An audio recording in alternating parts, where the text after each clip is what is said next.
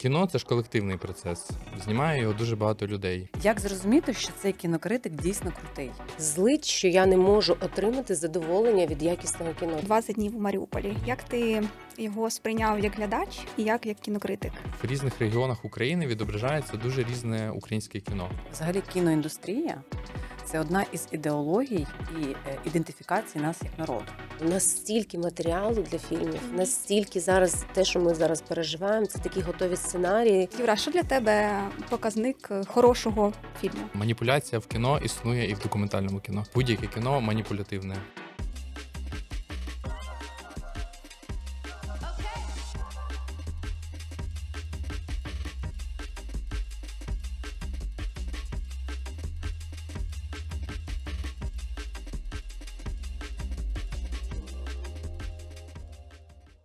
Привіт, любі слухачі!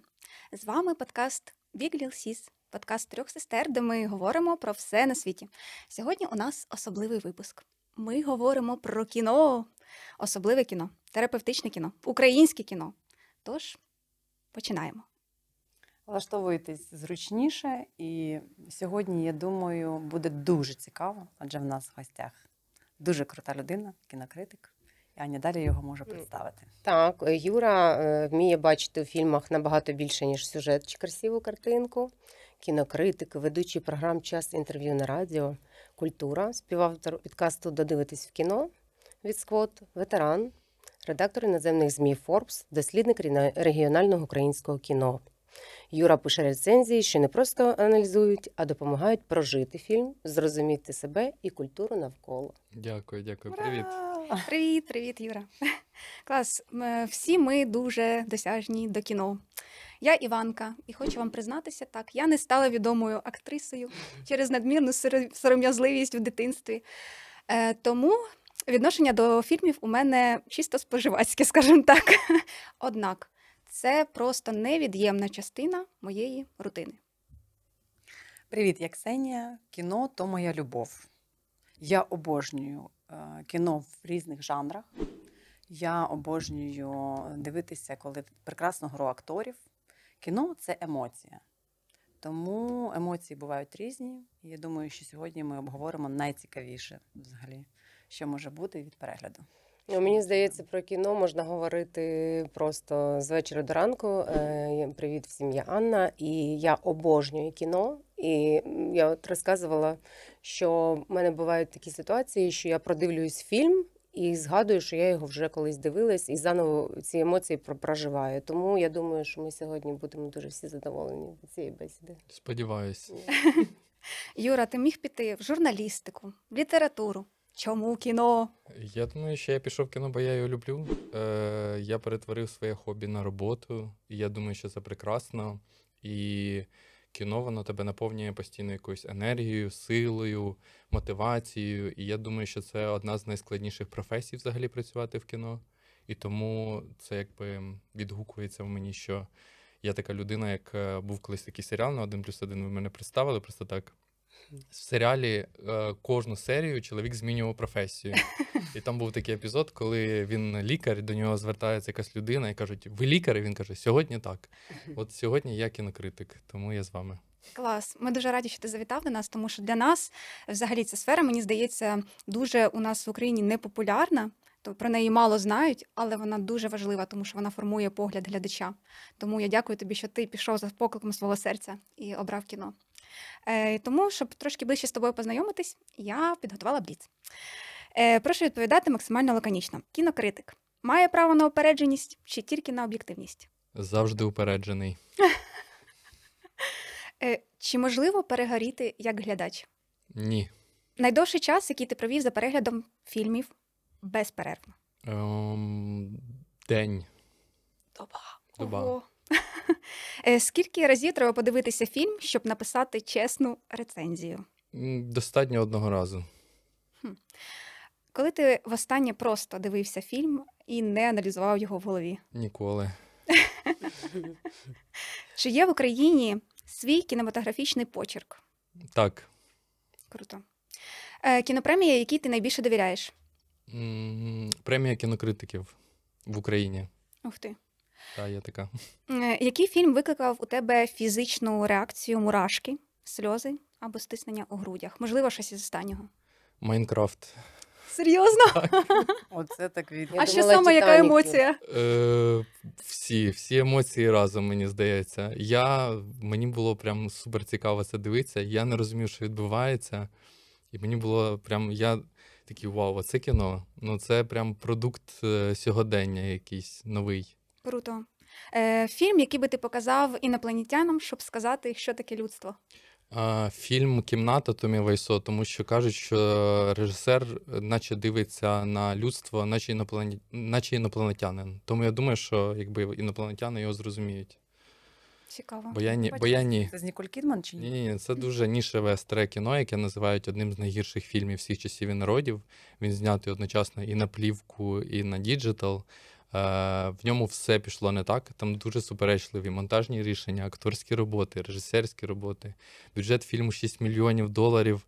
І кажуть, що якби головний актор, режисер і продюсер цього фільму продав куртки і джинси з базару на таку суму, щоб профінансувати це кіно. Там такий абсурд. Про цей фільм написали книжку. Один з акторів взагалі цього фільму написав книжку. І про ці зйомки зняли фільм ігровий. Називається він «Горе-творець» Джеймса Франко. Я раджу його подивитися. Я не знаю, в якому порядку варто дивитися. Оригінал чи потім це переосмислення. Але якби ви через цей фільм зможете зрозуміти, чому взагалі таке кіно існує, і чому, наприклад, фільми, які називають найгіршими всіх часів і народів, насправді не найгірші, а просто людина не змогла, напевно, донести свій меседж, емоцію. Або осягнути люди не змогли. Глядач не був готовий до Так, цього. кіно, яке випередило свій час, як це люблять називати часто. Це той фільм, так. Дякую тобі за рекомендацію, тому що реально зараз когось запитати, який фільм порадиш, і ти такий, та я це вже бачив. От у вас, дівчата, є якийсь фільм, який от прямо ж ви можете зараз його згадати, і от прям якусь емоцію, яку він з вас витиснув? В мене є фільм, який я завжди згадую. Це фільм «Реквієм за мрією». Я знаю, що це була екранізація роману, не пам'ятаю, хто за автор. Американський фільм. Він дуже сильно в мене в свій час вплинув на мене. Це пов'язано там було з залежністю наркотичною, але там розглядалися ролі різних там матері, сина, і ця залежність. І цей фільм було знято настільки сильно. Мені до сих пір, я подивилася його десь в 10 класі. Мене назавжди взагалі відбило бажання навіть пробувати наркотики. Він до сих пір в моїй голові. Я до сих пір пам'ятаю образ цієї героїні.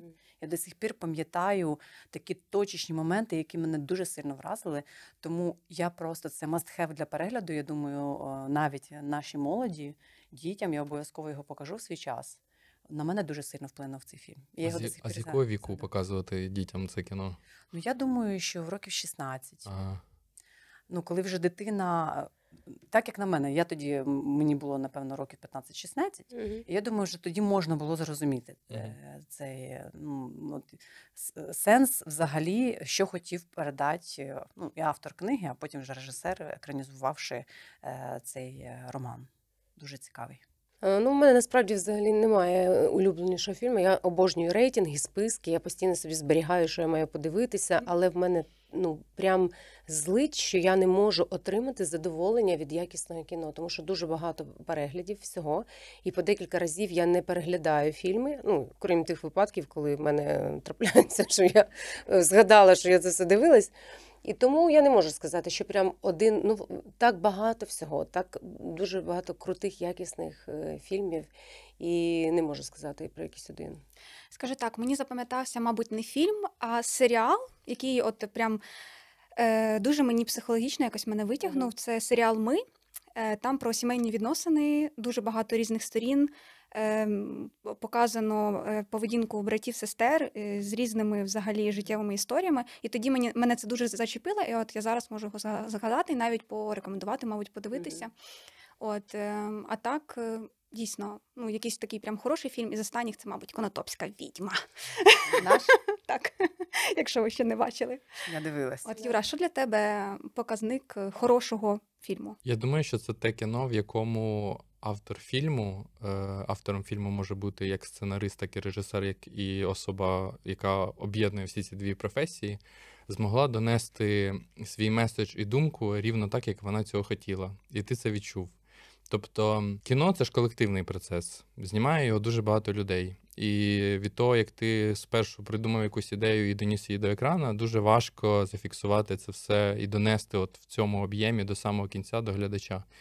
І якби робота кінокритика – це пояснити, чому кіно є таким, яким воно є. Тобто дати якийсь контекст цьому фільму, в якому він живе, і разом з тим пояснити, якщо ти знаєш от всю, так би мовити, подноготною цієї всієї історії, ти зможеш пояснити, чому от кіно, воно хороше, тільки лише якщо ти знаєш все про нього. Його виробничий процес, його історію прокату, дистрибуції, якісь біографічні штуки сценариста, режисера, акторів, тому що актори теж співавтори, в принципі, фільму. І тому хороше кіно, ну це такий, типу, маркер, звісно, для кожного свій, але для мене це от переніс цього джерела ідеї в фінальний продукт.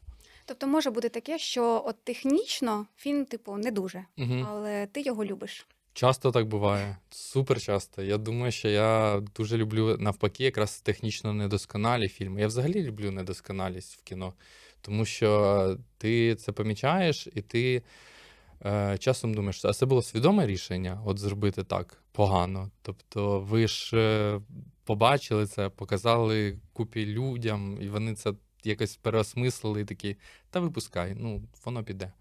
І це дивно, і це цікаво від того, що це дивно. Насправді так, але я от згадую, що в принципі всі фільми на мене мають дуже сильний психологічний вплив. І от в дитинстві я була дуже вразлива. Я пам'ятаю, ми перший раз поїхали в Київ, і у нас був вільний час до відправлення автобуса, і нас зводили на трилер про Ротвейлера. Я пам'ятаю це. Ти це Я це пам'ятаєш? пам'ятаю.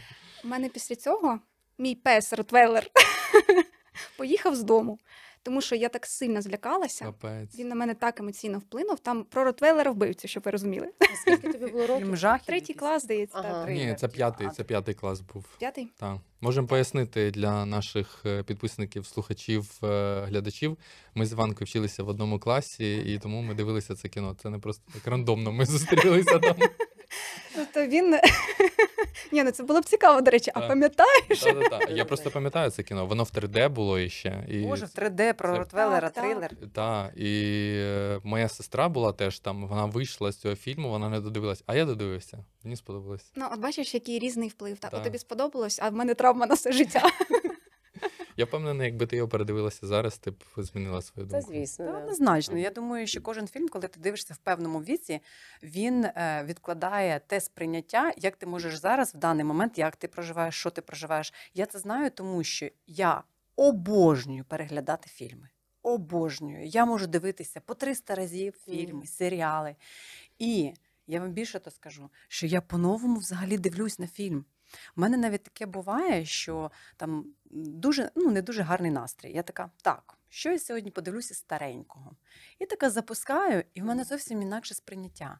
Тому я вважаю, що кожен фільм – це про емоцію, однозначно. І кожен фільм – це про щось, наче і нове, але вже в старому якомусь, знаєте, як раритет якийсь. Мгм. І в тебе вже нове відчуття. Тому Так, і, до речі, дуже прикольна є штука, це перегляд фільму із психологом. Мені здається, Ань, у тебе був досвід? Так. В нас був такий експірієнс, коли ти подивився фільм, а потім прийшов на розбор з психологом, і це займає 4 години. І зовсім ловиш інші інсайти. Тобто зупиняється, іде коментар, і ти навіть на ці речі не звертав уваги, а потім дуже я всім рекомендую це робити. Це така терапія, взагалі класна. А мені психолог радив стендапи, а я своєму психологу теж радив стендапи. Ми так обмінювалися. синергія така. Та-та-та.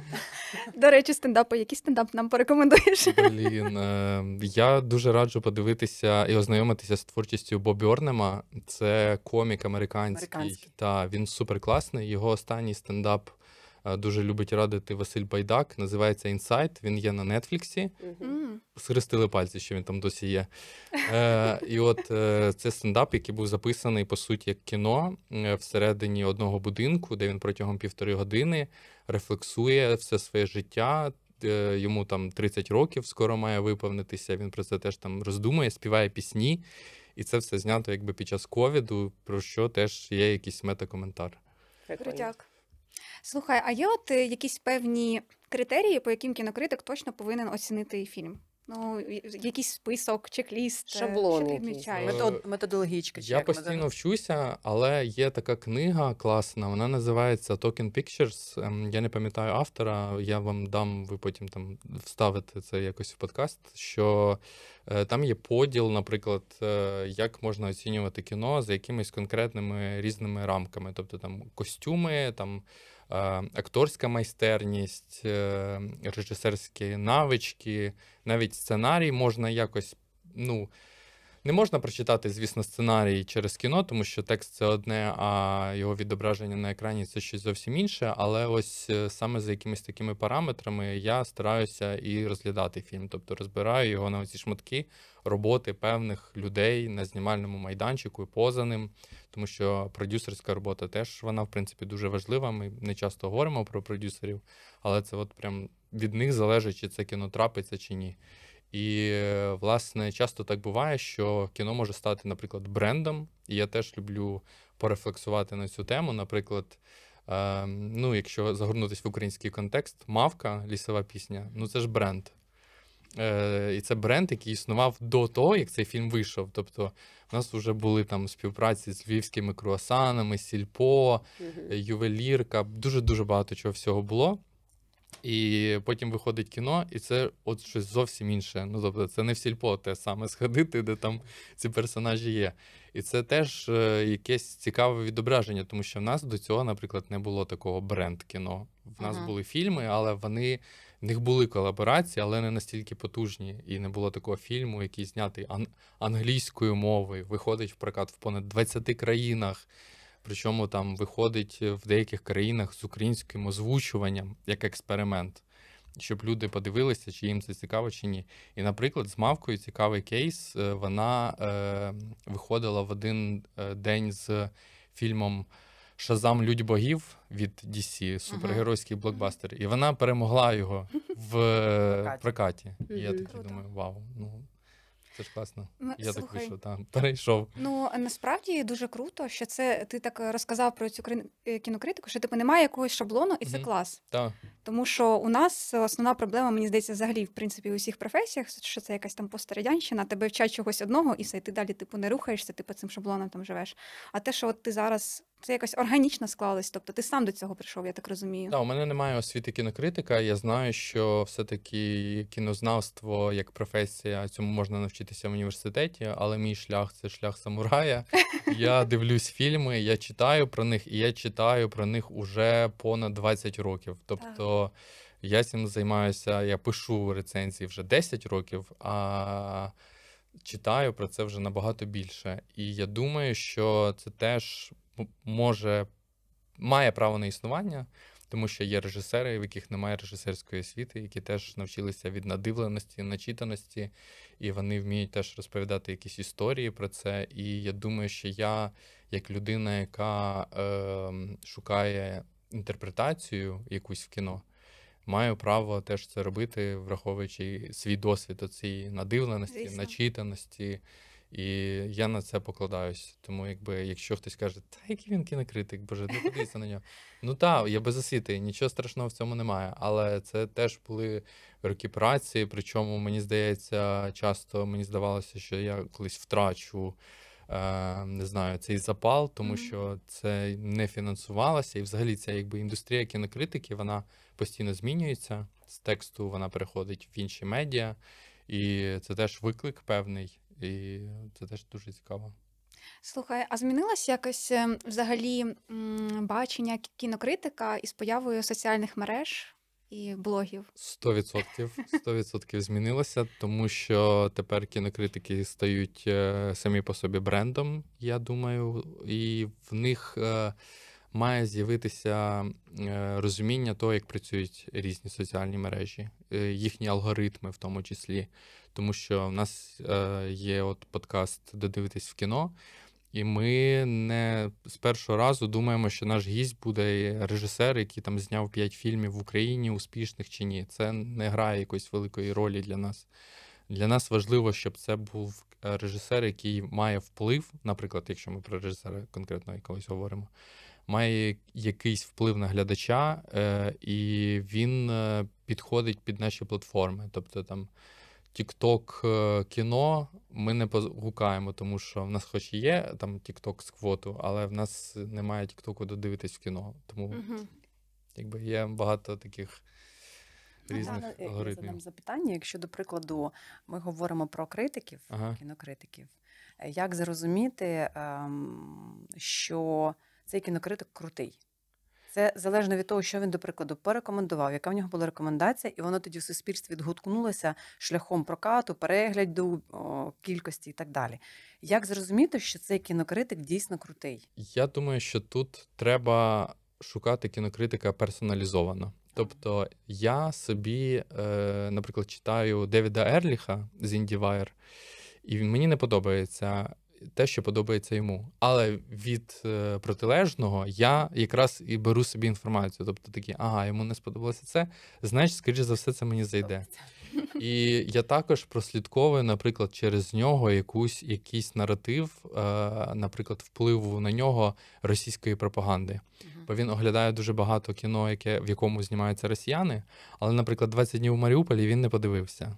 І для мене це вже маркер. Тобто я вже розумію, що ага, я був, значить, правий з приводу його смаків. От, і я раджу просто знайти свою людину, якій ви довіряєте просто, і яка може, наприклад, вам порекомендувати відкрити щось, що ви, наприклад, ніколи не могли відкрити самі. Тому що в світі сучасних алгоритмів вам пропонує постійно щось схоже на щось, а нам потрібно розкривати свій кругозір і бачити якомога більше нового. Тому що так, ми можемо, звісно, шукати щось схоже, і це буде комфортне щось. І це окей. Я теж передивлюся дуже багато фільмів. Я теж обожнюю просто передивлюватись комедії з 2000-х. Кінокритик. Да. Але я думаю, що знаходити нове, шукати нові підходи і знаходити свого кінокритика – це прям must. Так. Давайте поговоримо про українське кіно. Угу. Я знаю, що ти досліджуєш географію українського кіно. Yes. Чому, як це почалося? Можливо, це якась особиста історія, яка почалась з Чорнобиля? Знайшла так. Ну, насправді, історія в мене є радіоблог, він виходить на Радіо Культура. Це 28 епізодів, кожен з яких описує конкретну область. І ви зараз такі, а в смислі, так 24 області плюс Крим. Як це так? 28. Ну, бо в Києві знімали більше кіно, і тому на Києві є кілька епізодів. Київ серіальний, Київ спальний, наприклад, бо його так теж в кіно відображають дуже часто. І сама ідея цього радіоблогу з'явилася, по-перше, з історії, яку я розповідав своїй нареченій. Я розповідав, що ми з татом дивилися фільм по телевізору, і він такий, о, так це ж знімали, типу, у нас в селі. Я кажу, в смислі, це в Чорнобильському районі, типу, мої батьки з Чорнобильського району. А вони такі, ну да, і знімали місцеве населення. Я кажу, а платили щось? Та ні. Я кажу, така, а що це за кіно? І я починаю шукати, що це фільм, знятий через Мосфільм. Він використовував, типу, ще тоді не зону відчуження, але це були там 70-ті роки, як плацдарм для зйомок свого якогось проєкту. І це була дуже така типова поствоєнна історія про закоханість, тощо. Я такий, ну, а ми постійно дивимося на Чорнобильський район, як, ну, на регіон, де трапилась катастрофа. А що було до цього? Ну, тут знімали якесь кіно. І я починаю копати, і я розумію, що дуже багато радянських фільмів знято на території України, показують територію України як усереднений радянський простір. Тобто ми не розуміємо, де відбувається дія. Це десь, типу, чи в Москві, чи в Санкт-Петербурзі, чи в Черкасах, воно все одне. Але по факту тут знімалось місцеве населення, дуже часто це було. Я це читав і досліджував через локальні медіа. Їм не платили гроші, бо, ну, Які Навіщо? гроші, так, звісно.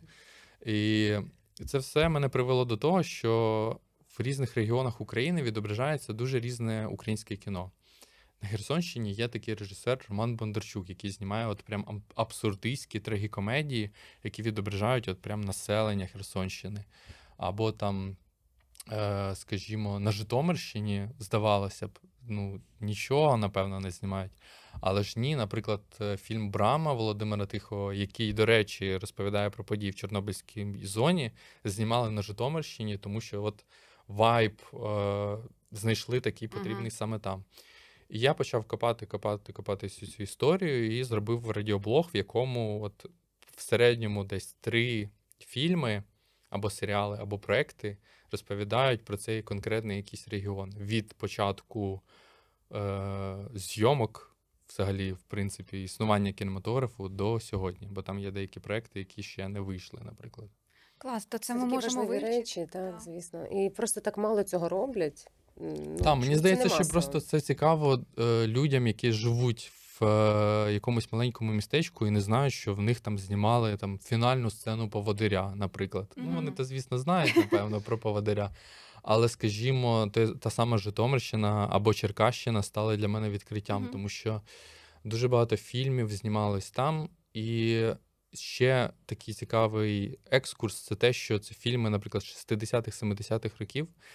І локації змінені зараз об'єктивно. Мгм. Наприклад, в тих самих Черкасах зараз дуже багато забудов, будівництв, і ти не можеш подивитися, фактично не можеш Ідентифікувати знайти, не можеш, да? ти не можеш знайти навіть якихось архівних фото і кадрів тих часів, а ти можеш їх подивитися ось в цьому фільмі. І мені здається, що важливо проговорити, що цей фільм радянський, що він знятий росіянином, який, наприклад, до сих пір живий, він в базі миротворець. Ну, тобто, Мгм. дуже багато є нашарувань, і ти з цього вибудовуєш якийсь контекст і розумієш, наприклад, наскільки твоя область була зросійщена через кіно, і розумієш, що треба це, наприклад, змінювати. Русифікація і применшення нашої значимості Так, як так, народу так. українського і всього українського, в тому числі через призму кіно, Звісно. в тому числі через призму Величезний всього. вплив. Тому Але ж це класно, що ми зараз це формуємо. Я так розумію, ми можемо вже з понеділка розпочати слухати ці записи на Радіо Культура. Так. Здається, о 12:35, я вже собі Так. запам'ятала. Е, Буду Воно вийде в ще діджитальному форматі для того, щоб його можна було зручніше послухати всім, для тих, хто не підключається на радіо в обід і ввечері. Але для мене цей проект іще спосіб розказати про різні регіони України через туризм. Тому що кіно насправді це якась і туристична мандрівка в цей регіон. В багатьох областях деякі фільми змінили враження в деяких навіть іноземців, які подивилися. Бо я чув, наприклад, Антоніо Лукіч, здається, розповідав мені історію про японця, який хотів поїхати в Ужгород після моїх думок тихих. Ух ти. Ну Вау. так, там же Тобто, сакури. От, власне, і це, мені здається, суперкласна історія, коли ти зможеш дізнатися щось про своє маленьке містечко, щось, чого ти ніколи не знав. А є якийсь певний регіон, от який для тебе прям склав якийсь певний кінематографічний образ, і от це прям регіон, де б ти, мабуть, хотів зняти фільм? Ой, ну це складне питання, бо я, напевно, не готовий зараз зняти фільм. Але я думаю, що для мене деякі речі стали зрозумілішими в процесі дослідження, чому в деяких областях не знімали кіно. Або не знімали його так багато, як хотілося. Наприклад, Вінницька область, або Хмельницька, вони не були настільки представлені, тому що там, наприклад, там зберігали ядерну зброю до фактично незалежності України, коли її там уже розібрали. І це вважався якби не режимний об'єкт, але супернебезпечний для того, щоб там знімати. Та. Плюс це дуже дорого знімати за межами Києва. І кожен раз, коли режисер або режисерка хоче зняти за межами, їм треба випрошувати більший бюджет, їм його, звісно, не дають. І так само неприємно склалась мені ситуація, там, наприклад, з Кіровоградською, Рівненською і Сумською областями, тому що я там прям по деталях збирав шукав фільми, які можна було б про них говорити взагалі. І мені було прикро дізнатися, що, наприклад, якраз Сумська область, прикордоння з Росією, було в одному з перших фільмів Сергія Лозниці «Щастя моє», І показане, в принципі, як оцей самий усереднений простір. Тобто це те, що було за часів Радянського Союзу, проявилося вже в 2000-х, в 2000-х і 2010-х. На жаль. Скажи, а зараз ми можемо сформувати певний образ українського кіно?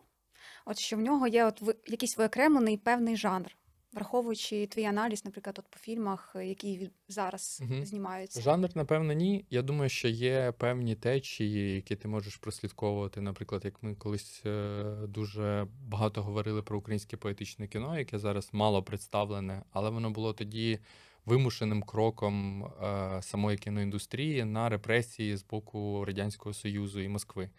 Тобто треба було щось показати і розказати приховано, і тому придумувалися якісь символи, завдяки яким можна було взагалі своє кіно показати в Радянському Союзі, або не показати, хоча принаймні зняти. І тому Україна часто за кордоном асоціювалася саме завдяки фільмам Сергія Параджанова, Івана Миколайчука. Сьогоднішнє кіно великою мірою дуже сильна в нас документалістика, і вона, мені здається, популярніша навіть за кордоном, ніж у нас, на жаль. Але це прям дуже великий стрибок з часів Майдану, коли ми навчилися показувати і рефлексувати трагічні або якісь яскраві події через документалістику. І це супер класно.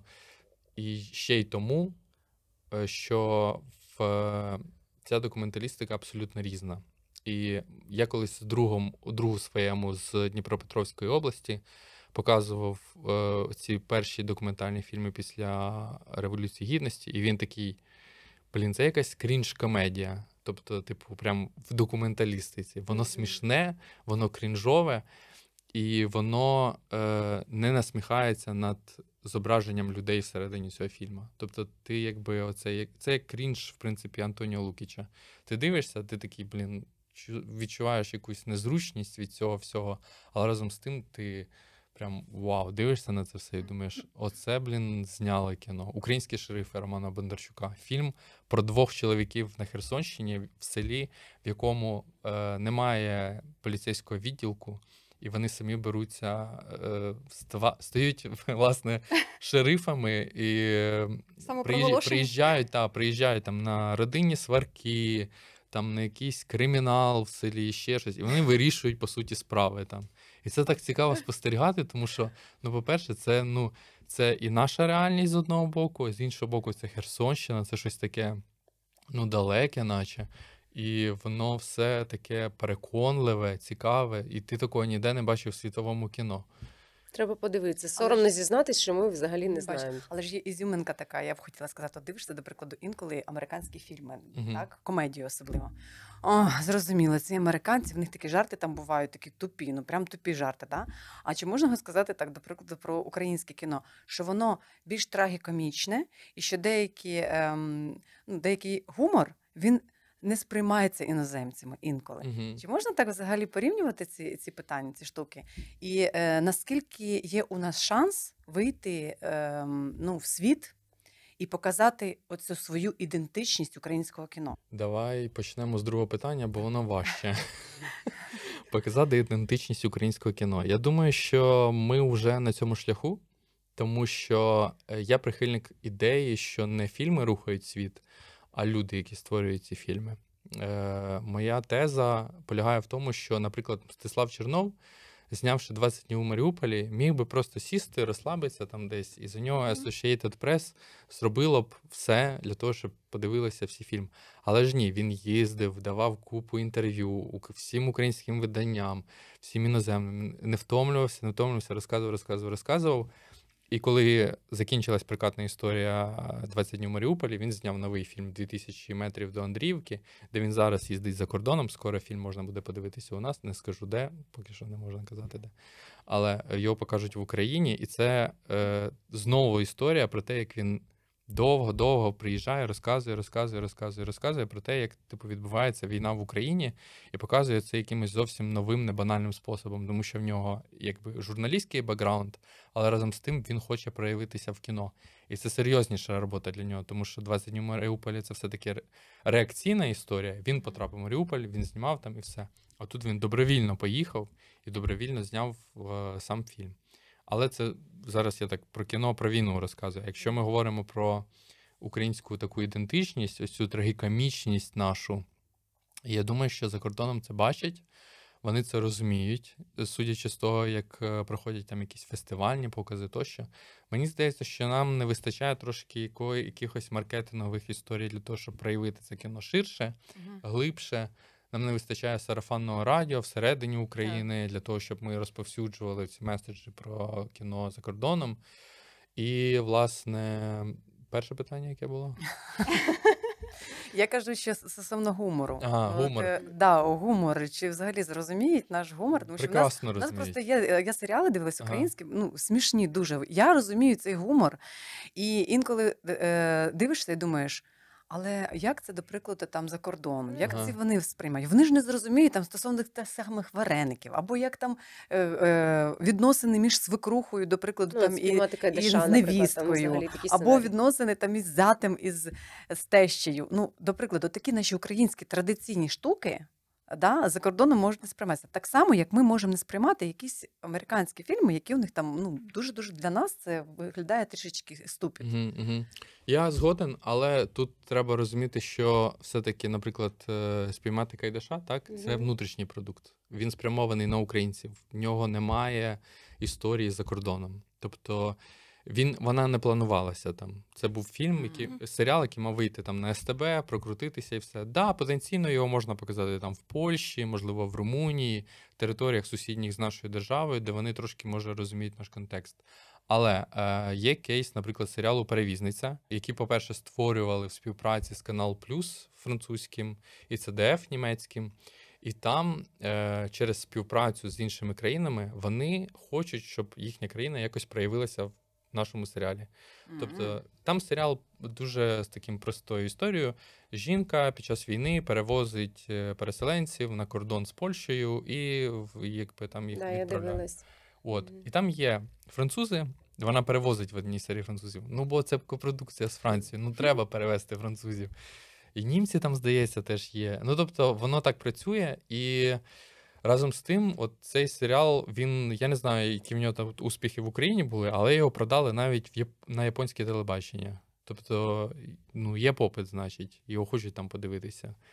І його показували на тому самому Канал Плюс, на ЦДФ, які його спонсорували. І вони зацікавлені в тому, щоб ми якби свій продукт виготовляли. Тут, мабуть, взагалі про країни, які цікавляться історією інших країн. От мені, наприклад, теж цікаво подивитись французькі фільми. Я люблю якийсь там є вайб такий цікавий, можливо, трошки щось близьке до нас. Внутрішній продукт, так. Так, от так само і італіянські, наприклад, мені теж цікаво їхні там експресію подивитися. Навіть їхні комедії, мені здається, взагалі вони найкращі. А от Японія, можливо, в міру того, що вони Україну насправді досліджують також, і вона їм давно цікава. Досліджували, так, особливо стосовно Чорнобиля, у них ж свій був. Хотіла порефлексувати про 20 днів у Маріуполі. Як ти його сприйняв як глядач і як кінокритик? Я не дивився його в кіно. Я дивився переглядовку, яку мені надіслали, здається, перед інтерв'ю з Мстиславом. Я точно не пам'ятаю таймфрейм, коли це все відбувалося, але я подивився, і я такий, маємо справу просто з чимось, з документом, прям цікавим, документом свого часу. І в мене була критика навіть з приводу цього фільму, яку я озвучив Мстиславу. Я сказав йому, що от є така історія, що там журналіст в тобі переміг режисера, тому що там в людей, які знаходяться в окупації, він задає деякі питання по декілька разів, повторюючи їх, їм важко. І він мені тоді відповів, що насправді він думав що історія буде розвиватися таким способом, що, можливо, і з цього не буде кіно, а йому треба було працювати як журналіст, йому треба було показати якісь емоції на загал, і тому він якби на ці всі історії не зважав. І я його розумію, тому що він теж був людиною в окупації. Тобто, Однозначно, так. тому ця історія проявилася так, як вона є. І я не подивився його в кіно, тому що я спостерігав за тим, як відбувався кінопрокат, і для мене це було це дуже цікаве явище було. Ви дивилися в кіно 20 Так, я дивилася. Я спеціально теж не подивилася в кіно. А ти? Я подивилась його вчора, це окрема історія. Просто в кіно, я не знаю чому, багато людей брали з собою попкорн і їли попкорн, коли там на сусідньому кріслі людина плаче. Прям дуже сильно. І це дуже дивно. Я не можу знаходитись просто в такій ситуації, бо я не знаю навіть, як реагувати на це все. І для мене цей досвід, він був би не те, щоб там, напевно, травматичним. Я плачу в кіно, нормально до цього ставлюсь. Юра, як ми схожі з тобою. Я теж плачу в кіно. От. Дуже рідко. Ну супер, бачите, Та клуб, я вчора випала на півдня, дівчата. клуб людей, які плачуть в кіно. І я думаю, що це якби нормально, але я просто, мені було страшно, просто коли людина їсть відро попкорну. І в мене була така реальна ситуація. У мене є товариш з Австралії, і він в Україні тут працює. І він пішов подивитися 20 днів в Маріуполі. Я не знаю чому, але він взяв реально те відро попкорну. Я не знаю, про що він думав. Може, він нічого не чув про цей фільм, чи що. Ну і він просто почався фільм, він поставив те відро попкорну з краю, подивився фільм закінчився, він взяв те відро попкорну і виніс. Який Я кажу, молодець. Бачиш? Оце Свідомий глядач. правильно, так. Він каже, я не знав, на що я йду, чесно. Я не очікував такого потужного фільму. І це теж, напевно, щось говорить про цей фільм. Скажу так, в своє виправдання, чому я подивилася його тільки вчора. Для мене психологічно, я дуже емоційна людина, і будь-які фільми, пов'язані з війною в Україні, перша хвилина, я вже реву. Я не можу спинити свої сльози, мені емоційно важко. Зараз я була готова його переглянути повністю, тобто від початку до кінця. І все одно, і добре, що я переглянула його з часом, тому що це вже усвідомлення через певний проміжок часу, що з нами відбулося, побачити Маріуполь з цієї сторони і пережити знову всі ці емоції, згадати, як ми сиділи в телефони і отримували ці новини, коли він там знімав ці кадри. І я розумію, що ми їх отримували з запізненням, як складно було, в принципі, зняти цей кадр і відправити його так. І, в принципі, те, що він вивіз ці кадри з Маріуполя. Це просто Крейзі. якийсь... Це, слава Богу, я не знаю, це It's просто miracle. так. І дуже велика подяка всім людям, які допомогли йому вибратися так, з цими кадрами, і що вийшло це дуже класне кіно, яке розповідає світу дійсно правду, і не треба знімати ніяких блокбастерів, щоб пережити всі ці емоції. Це просто жива правда. Це круто. А я вважаю, що треба знімати блокбастери, і я завжди така здивована. У нас стільки матеріалу для фільмів, у нас стільки зараз, те, що ми зараз переживаємо, це такі готові сценарії. І я так хочу, щоб це було прям дуже в класній картинці, щоб це було якісно. І я думаю, що ти теж так думаєш, що це прям перетвориться в наступні 10 років в дуже класну історію. Так, але кіно – це гроші. Це Yes. дуже великі гроші. І тому у нас немає зараз такого блокбастеру, тому що ми досі в війні. Може і ні, коли цей подкаст вийде. Може війна закінчиться. Я не знаю. За 2 тижні, та. можливо. Ніхто не знає. Світ дуже непередбачуване місце. І тому я думаю, що є потенціал, звісно, в цих історій стати мега-блокбастерами, які будуть зрозумілими всьому світу, і може навіть трошки за голлівудські гроші. Може таке бути. Просто, світ влаштований так, що спершу ви маєте бути зацікавлені в цьому продукті, а потім уже якісь міноритарні, так би мовити, країни можуть підключитися до фінансування. Так, і бити в одну точку, бити в точку, як Мстислав Чернов, щоб дати Але можливість. я вам хочу сказати, що просто це печально, Угу. тому що взагалі кіноіндустрія – це одна із ідеологій і ідентифікацій нас як народу. І якщо це будуть розуміти, що культура, освіта, кіно, мистецтво, наука – це перше, на що мають зосереджуватися органи державної влади і наша держава в цілому, і якби це фінансувалося нормально, повірте, ми цієї війни ніколи б в житті б не Правда. було. Мгм. Тому що те, що в нас в головах, те, що в головах у людей, оця ідеологічний момент, ну, тому тут мені це дуже печально. Тому що ми вже, в принципі, ми молода країна, так, але в нас з 2014 року війна, і до сих пір ми не зрозуміли, що важливо. Ми програємо по всім фронтам. І ось такі, як Чернов, вони просто карабкаються, як та жабка збиває молочко насправді. Це шедеврально. Да. І стосовно моєї окремої думки стосовно 20 днів у Маріуполі, я теж його, по-перше, не пішла дивитися в кінотеатрі спеціально, тому що я хотіла пережити ці емоції самостійно. Я не хотіла якихось спільної такої, знаєте, енергетики, тому що я знала, що може бути по-різному. Друге, я теж, як Іванка, не була готова. Я знала, що це складне кіно, психологічно дуже важко, і я теж спеціально його подивилася пізніше вже, для того, щоб не так емоціонувати стосовно цього. Але тут ми зараз говоримо не тільки про документальне кіно, а ми говоримо про документування злочинів. Угу. І тому, наприклад, як ми кажемо стосовно блокбастерів, це така тонка межа у частині маніпуляції, щоб воно не переросло в якісь там бойовики, блокбастери, оця тема. Це все одно Мені, буде. до прикладу, можливо, це буде, але я би хотіла, щоб це до цього продукту ставилися з повагою. І не тільки, як знаєте, блокбастер, там постріляли в Маріуполі. Це наша історія, це війна. І на цьому спекулювати, на емоціях. Тут, мені здається, я не така якась погоджуюся. межа має бути. Це моя думка. Юра, як ти Ні, як ні, кінокритик? я хочу почути Аню, чому? Я не погоджуюсь, тому що світ дуже динамічний, і будь-який прояв історії, воно може бути документальне, художнє, в різних жанрах. Ми маємо на це право, і ми маємо висвічувати це так, як диктує нам споживач. І як це не знімати про те, що в нас зараз відбувається? Це може бути драми, це може бути трилери, це може бути все, що завгодно, якщо ти про це розказуєш світу, якщо світу про це цікаво. Чому ні? Тому що я думаю, що це має бути скільки воєнних фільмів, про американські, про всі конфлікти в світові. Вони ж у нас мільярд сценаріїв для цього. Але чому ми пам'ятаємо фразу, наприклад, «Место встречи изменить нельзя», яка нам вдовбана в Мгм. голову? Тому Звісно, що це нам трошки показували про якесь інше. кіно там дуже-дуже часто, а, наприклад, якщо показувати, знімати якісний, навіть той же самий блокбастер, в Мгм. принципі, який може виграти, наприклад, на Західному фронті без змін, і тут наше кіно, типу, або там виступ президента на Оскарі не показують, але виграє на Західному фронті без змін, і ти такий розумієш, що в принципі, та подивіться, ось вживу, Так. ці ж самі те, що ви зняли, воно відбувається вживу. Чому ми не можемо про це закричати, але фільм перемагає правду.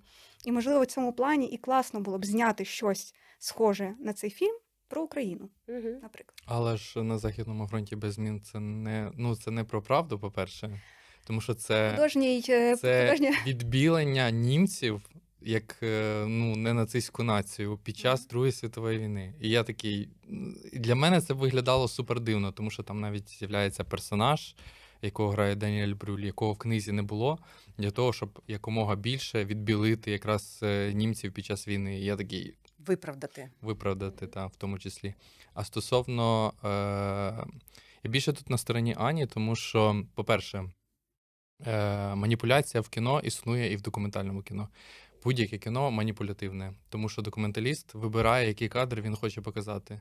Він не показує все, що він зняв. І також він все-таки, кіно є коментарем. Тобто в нього є назва, в нього є творці, вони там, наприклад, навіть той фільм Олега Сенцова, останній реал, який виходив в кіно, він знятий просто з GoPro, одним кадром. Він сам каже, що це не кіно, це просто якби відео, але це кіно, тому що там працювали над звуком, і, наприклад, звуки мін, які летять на Сенцова, підкручені трошки вище, тобто вони звучать голосніше для глядача, ніж, наприклад, можливо, вони звучали там. Це вже якесь втручання в реальність. Якась невеличка І тому маніпуляція. Це така. все відбувається з усіма фільмами. І я думаю, що у Чернова класна комбінація вийшла, тому що він, по-перше, розказав, як було в Маріуполі, і показав те, що він зміг показати. І разом з тим, зі своїм фільмом він достукався до дуже багатьох людей. Тому що коли була Оскарівська гонка, не знаю, як ви, я слідкував, що в Тіктоці дуже багато блогерів такі: йо-майо, реально війна в Україні відбувається, а я не знав. Капець, ну це фільм мені реально правду відкрив очі. І я дуже радів з цього приводу, тому що ну, це працює. І тепер з Черновим класна історія виходить з наступним фільмом, тому що він знову переміг на Санденсі в тій самій категорії, як виграв 20 днів в Маріуполі, а значить, що в нього є точно такий самий шлях знову отримати Оскар. Ми будемо вболівати. Там. Маємо. Да. Пальці.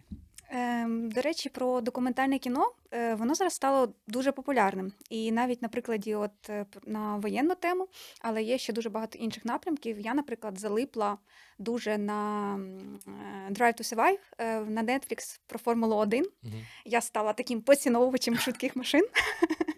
І як ти взагалі відносишся до того, що це стала така комерційна історія, але яка там допомогла, в принципі, почути про формулу ось такому звичайному там глядачу, який ніколи нею не цікавився? Ну, я думаю, класно. Ти ж рада, що ти відкрила Формулу-1? Просто поп-документалки – це такий новий жанр, який підсилив Netflix, я думаю. І тут треба зважати на те, що цей ринок розвивається, він дійшов до України. У нас вже є поп-документалки в Україні, зокрема Яремчук «Незрівняний світ краси», це реально поп-документалка.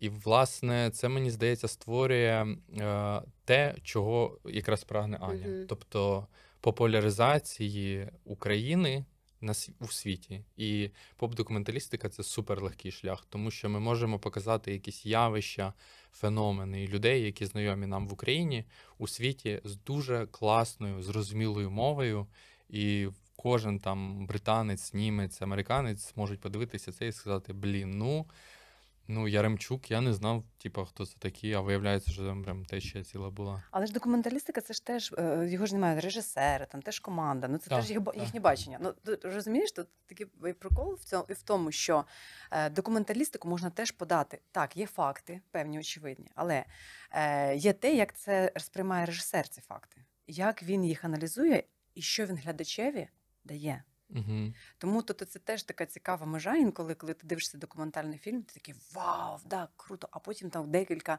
моментів там відкликається, читаєш, ага, це його робота, він це по-іншому показав, він це по-іншому, а ти сприйняла то так? Ну, тобто, документалістика мені теж дуже цікава. Я ще дуже люблю фільми на реальних подіях. Угу. Ігрові. Обожнюю. Ну, типу, як або екранізація якась, десь були історії. Ну, в основному це на реальних подіях, коли сам режисер, до прикладу, вони апгрейдили і показали своє бачення абсолютно в тому чи іншому аспекті, ну, зберігши основну форму і зміст. Угу. Того, що було взагалі насправді. Ну, типу про боксера, ось, наприклад, спорт, 1+1, всі ж дивилися цей фільм, так? Або, наприклад, 1+1, «Заплати іншому» називався теж фільм дуже крутий про дитину, там психологічно, я просто плакала, це шедевральний фільм. Наприклад, «Наяд» про спортсменку, дуже-дуже багато. Фільм, там, де Сандра Буллок грала із... Як він називався? Про чутливість, про темношкірого сироту, якого вона приютила до себе. Blinded Side, а українською він «Сліпа сторона» чи щось таке було. Так. Обалденний фільм. Такі просто, і ти дивишся, і ти розумієш, що це на реальних подіях. Або як по Нетфліксу нещодавно показували про теж гонщика іспанського.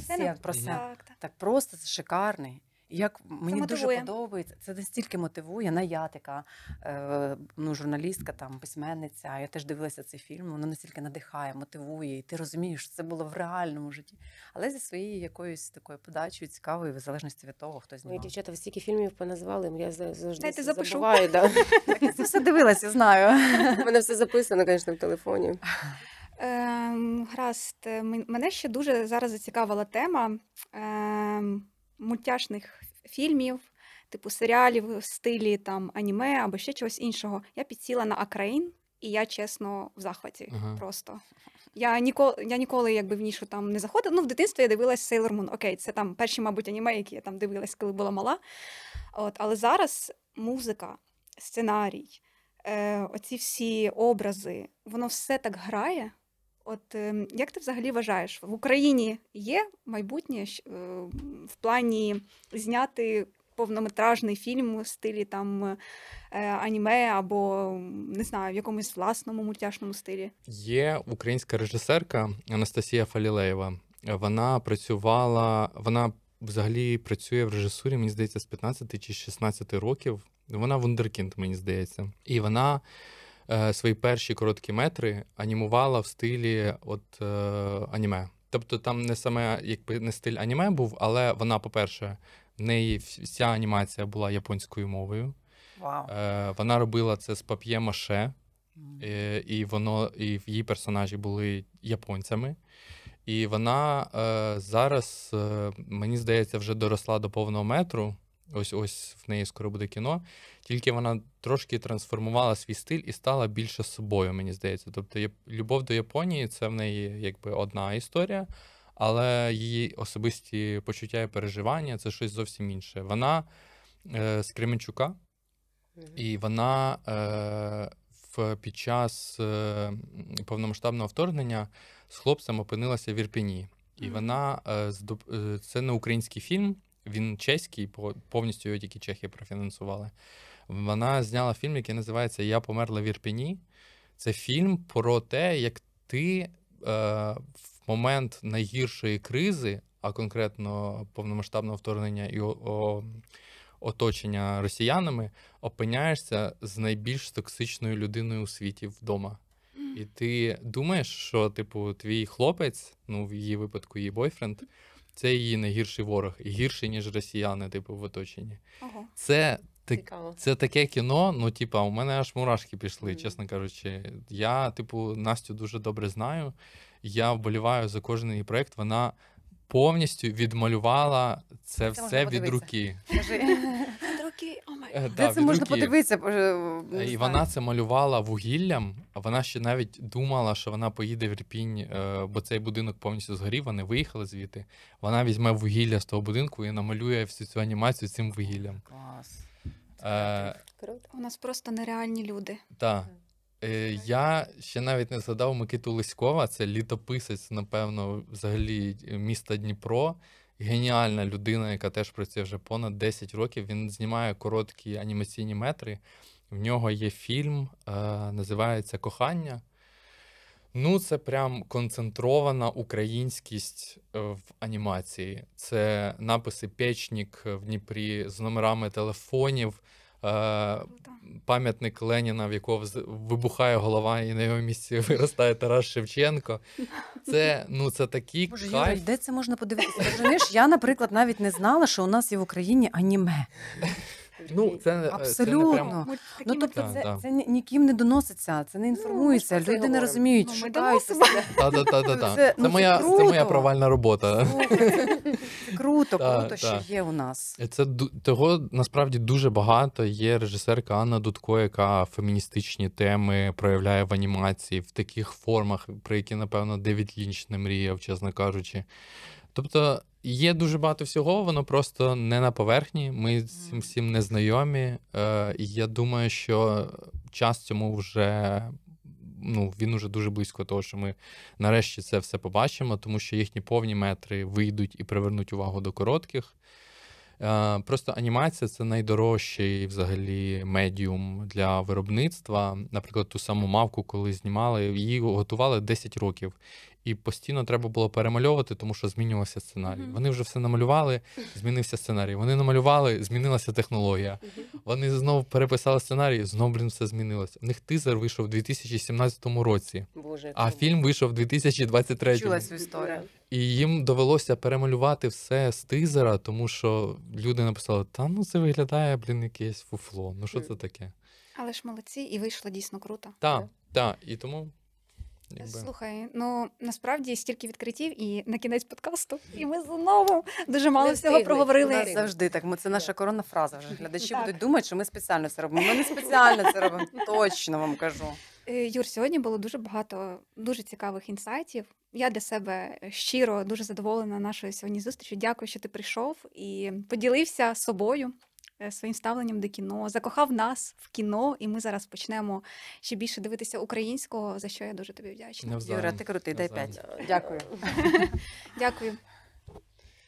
От, можливо, в тебе є пару слів глядачам, дати їм якийсь посил? Ой, я думаю, що треба.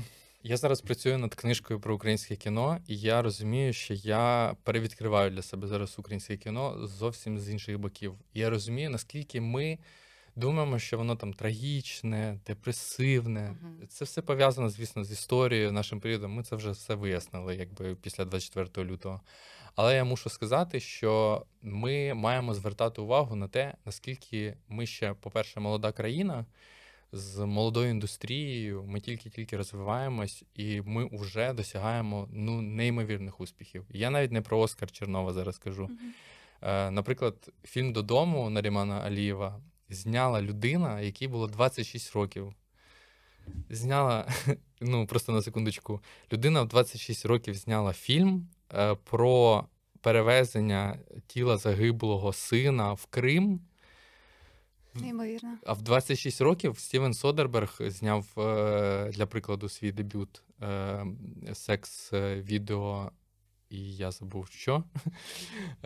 От, власне, і це показує насправді. порівняти Це теж, рівень. там теж дуже дорослі теми. І це якби показує, Наріман Алієв — це вже рівень Стівена Мгм, Содерберга. так. Тобто це ми вже в світовому дискурсі, ми вже існуємо в світовому контексті. Нам треба не боятися цього, тому що ми дуже зашорені.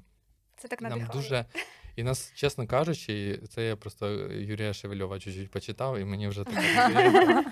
Мені просто здається, що нам бракує впевненості в собі говорити про себе на рівних з іншими. І оця меншовартість, Яку вона, нам вбивали в голову вона завжди. вбиває в нас дуже багато наших успіхів. Тому дивіться українське не просто тому, що воно українське, а тому, що воно якісне. Це факт. Клас. Дякую Клас. тобі, Юр. Дякую. Дивіться українське і донатьте. Обов'язково. До зустрічі. Па-па.